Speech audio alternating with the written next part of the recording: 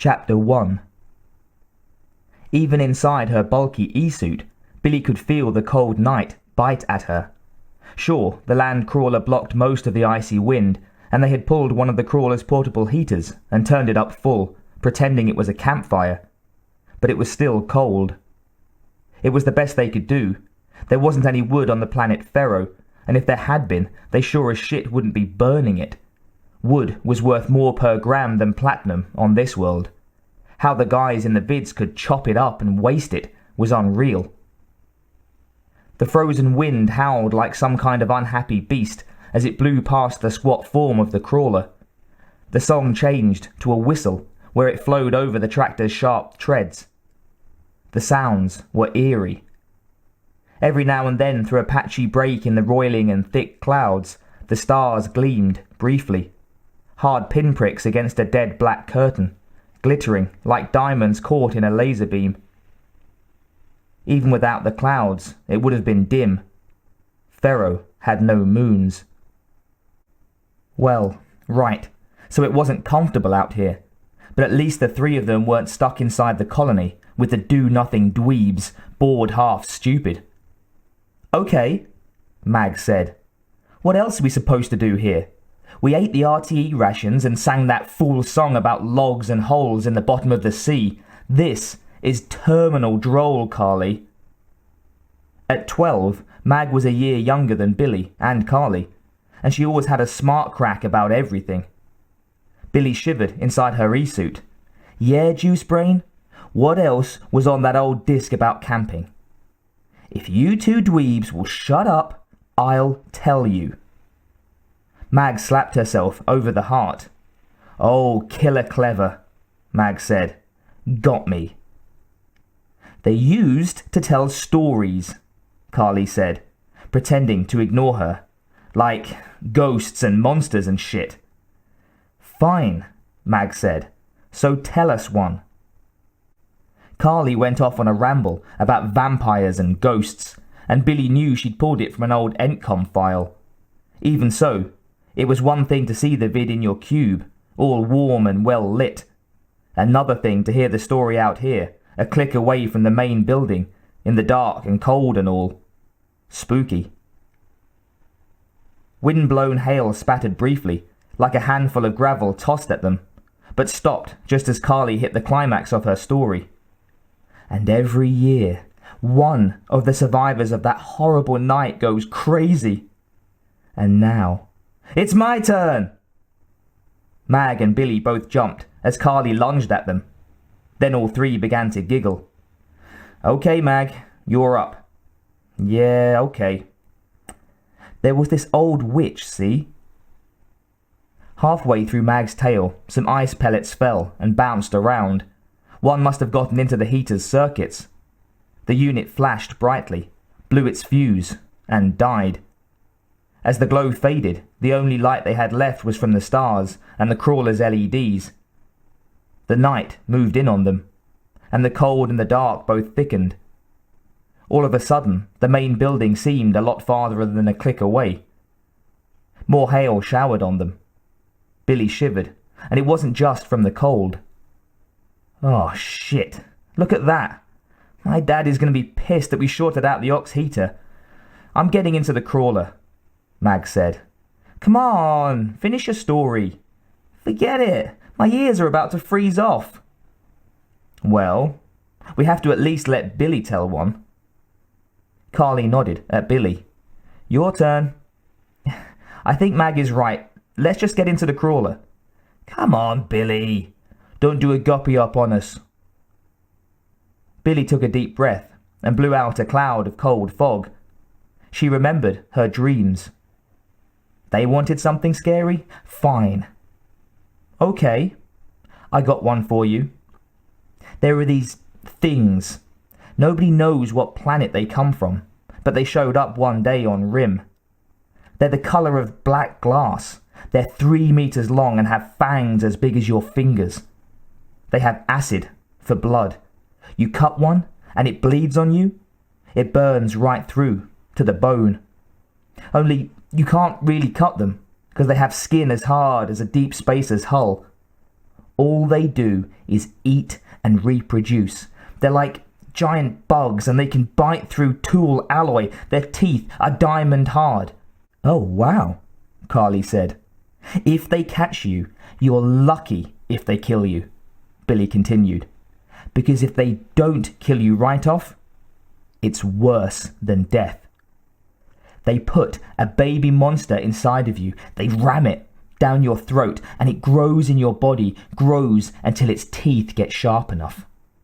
And then it chews its way out through meat and bone. It digs a hole in your guts." "Christo, yuck," Carly said. Mag slapped herself over the chest. Billy paused, waiting for the wisecrack. But Mag said, I don't feel too good." "Come on, Mag," Carly said. "This is Moronville. No. My stomach. Ah." Billy swallowed, her throat dry. "Mag?" "Ah, it hurts." Mag slapped at her chest as if she were trying to smash a rock beetle with her hand.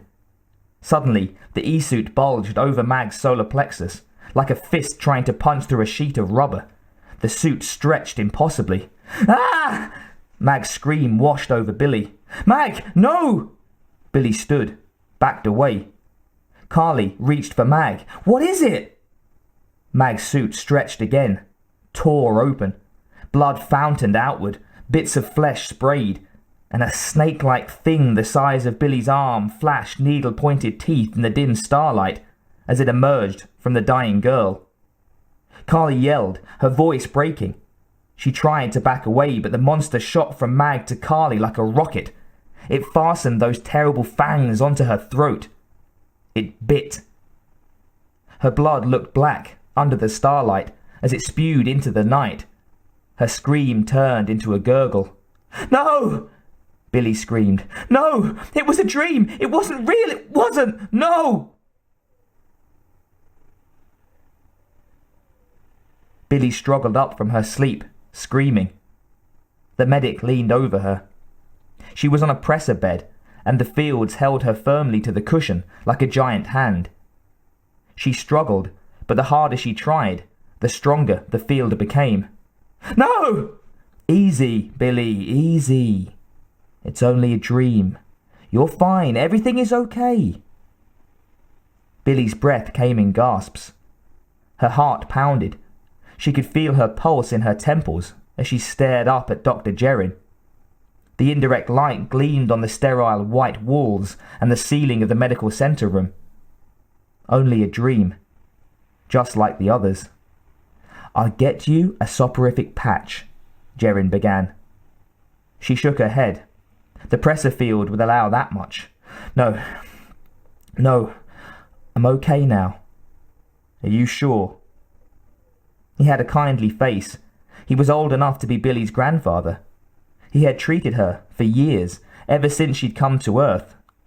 For the dreams. They weren't all the same.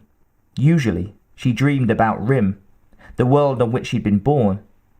It had been 13 years since the nuclear accident that had destroyed the colony on Rim. Almost a decade since she left Ferro. And still the nightmares came, carrying her on wild and uncontrollable gallops through her nights. The drugs didn't help. Counseling, hypnosis, biofeedback, brainwave synthesization. Nothing helped. Nothing could stop the dreams. He let her up, and she moved to the sink to wash her face. The mirror frowned back at her. Her reflection was medium height, slim and tight from all the compulsive time she spent in the exercise chair.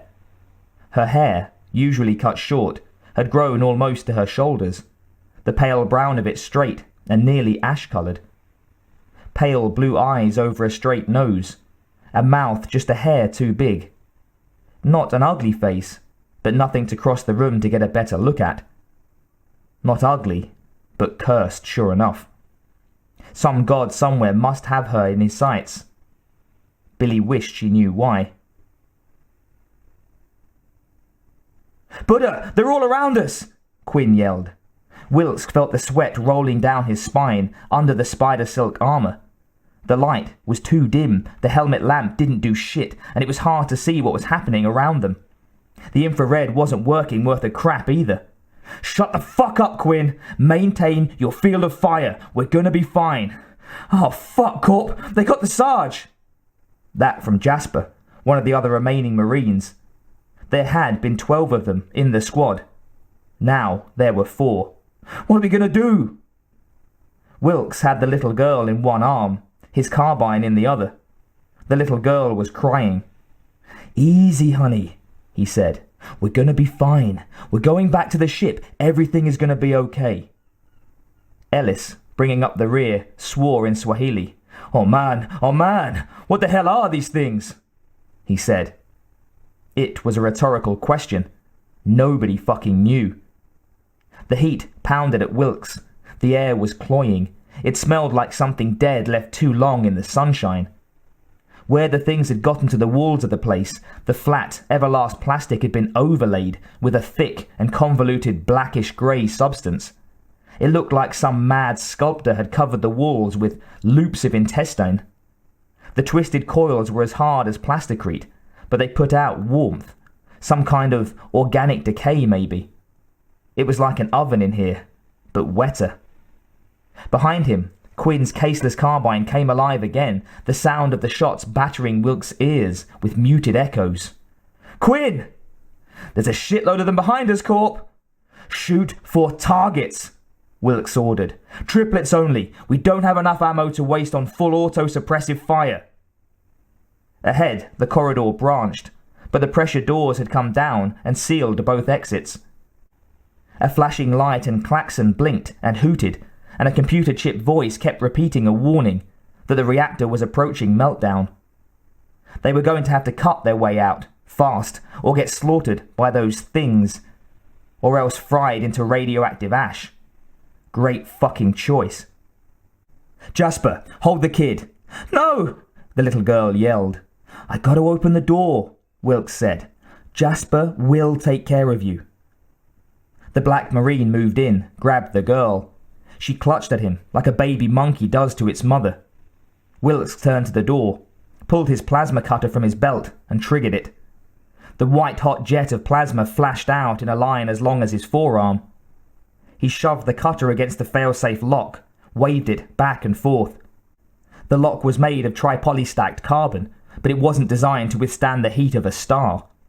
The carbon annealed, bubbled, and ran like water under the plasma jet. The door slid up. One of the monsters was stood there. It lunged at Wilkes, a long, toothed rod shooting from its open mouth like a spear at his face. Saliva dripped from its jaws in jelly-like strings. "Fuck!" Wilkes dodged to his right and swung the plasma cutter up, reflexively.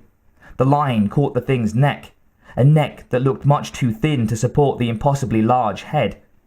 How could something like this even stand up? It didn't make any sense. The alien creatures were tough, but the plasma was hot enough to melt industrial diamond. The head fell off, bounced on the floor. It kept on trying to bite Wilkes, jaws oozing slime as it snapped at him. Didn't even know it was dead. "Move it, people! And watch it! The damn thing is still dangerous!" Jasper screamed. "Jasper!" One of the things had him, and it crunched his head like a cat biting a mouse. The little girl. "Wilkes! Help! Help!" Another one of the monsters had the girl. It was moving away with her. Wilkes twisted, pointed his weapon at it, realized that if he shot at it, the blood would be an acid shower that would kill the child. He'd seen that blood eat through armor that would stop a 10mm caseless cold. He dropped his aim lower, pointed the carbine at its legs. It couldn't run if it didn't have any feet. The corridor was full of the things. Quinn opened up, his carbine on full auto, blasting. Armor-piercing and explosive rounds tore through the monsters, spanged from the walls. The stink of propellant filled the air. Ellis opened up with his flamer, and a stream of fire painted the corridor, splashing from the aliens and running in molten gobs down the intestined wall. "Help!" the little girl cried. "Oh, please help!" Oh, God. No! Wilkes came awake, sweat drenching his hair and face, running into his eyes. His issue coverall was wet. Oh man. He sat up. He was still in the cell, on the thin bunk, the dark plastic walls securely in place. The door slid open. A guard robot was there, 2.5 meters tall on its tractor treads, gleaming under the jail corridor's lights. The robot's electronic voice said, "Corporal Wilkes, front and center." Wilkes rubbed at his eyes. Even a military brig with all its security couldn't keep the dreams out. Nothing could stop the dreams. "Wilkes." "Yeah, what?" "You are to report to Milcom HQ, OTD." "Fuck you, Tinhead. I got 2 more days to serve in the S&D. "You wish, pal," the bot said. "Your high-rank friends say otherwise. Up levels wants you. OTD." "What high-rank friends?" Wilkes asked. One of the prisoners in the multi-unit cell, a fat man from Benares, said, "What friends, period?" Wilkes stared at the line bot. Now why would the glitter want to see him on the double? Anytime rank started rumbling, it usually meant trouble for the grunts. He felt his gut churn, and it wasn't just the dregs of the chem binge he'd gone on either. Whatever this was, it wasn't good. "Let's go, Marine," the bot said. "I am to escort you to Milcom HQ, soonest." "Let me shower and clean up first." "Negative, mister. They said, soonest." The burn scar that mostly covered the left half of his face began to itch suddenly. Oh shit. Not just bad, but real bad. Now what did they think he'd done?